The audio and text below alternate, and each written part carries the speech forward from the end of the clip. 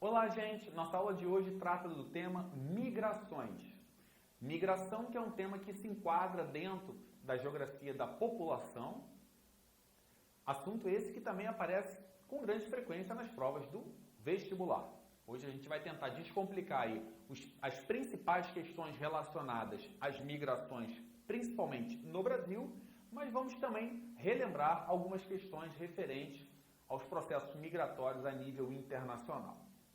Para a gente começar a falar de migração, inicialmente é importante a gente definir o que é uma migração. A migração ela corresponde ao deslocamento de um indivíduo de um lugar de origem para um lugar de destino. Esse deslocamento de um lugar para o outro, ele ocorre de forma definitiva para que seja caracterizada uma migração. Definitiva significa, vai viver por resto da vida? Não, mas ele vai se estabelecer no lugar de destino. E é importante você ter essa definição de que o indivíduo sai de forma definitiva para outro lugar, para que não haja confusão com o turismo. Né? Você resolveu passar férias em Miami, vai para Miami, passa 15 dias, vê o Mickey, vê o Pato Donald, depois volta para a sua cidade. Você não é um migrante, você é um turista. Seria um migrante se você tivesse se estabelecido, por exemplo, para trabalhar 6 meses num parque da Disney. Aí sim, migrou para lá, se estabeleceu definitivamente, depois retornou. Mas o tempo que você permaneceu lá trabalhando caracteriza a permanência no lugar de destino, se enquadrando então na categoria migrações. As migrações, elas são sempre movidas ou por fatores de repulsão, no caso em relação ao lugar de origem, ou por fatores de atração, no caso em relação aos lugares de destino. Podem acontecer de forma separada, né? Existe um fator de repulsão que faz com que o indivíduo saia de um lugar. Existe um fator de atração que faz com que o indivíduo procure outro lugar. Ou existem os dois acontecendo ao mesmo tempo. O que seriam fatores de repulsão? São aqueles que levam, que praticamente obrigam o indivíduo a sair de onde ele está. Por exemplo, perseguição política em governos em que existe uma ditadura, e essa ditadura persegue de forma violenta os grupos de oposição.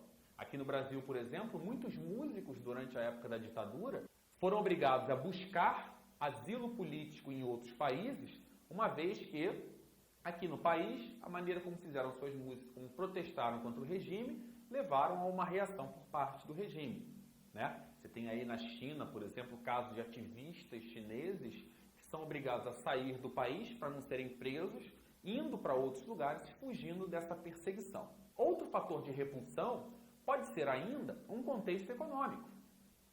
Se a gente for pensar, por exemplo, aqui no Brasil, durante a década de 80, havia um contexto econômico muito desfavorável, né? Uma crise que a gente chama de conjuntural, né? Uma crise econômica conjuntural, quer dizer, a conjuntura econômica naquele momento, ela gerava desemprego, que fez com que muita gente migrasse para outros lugares em busca de trabalho, já que aqui praticamente não havia trabalho, pelo contrário, o desemprego era crescente.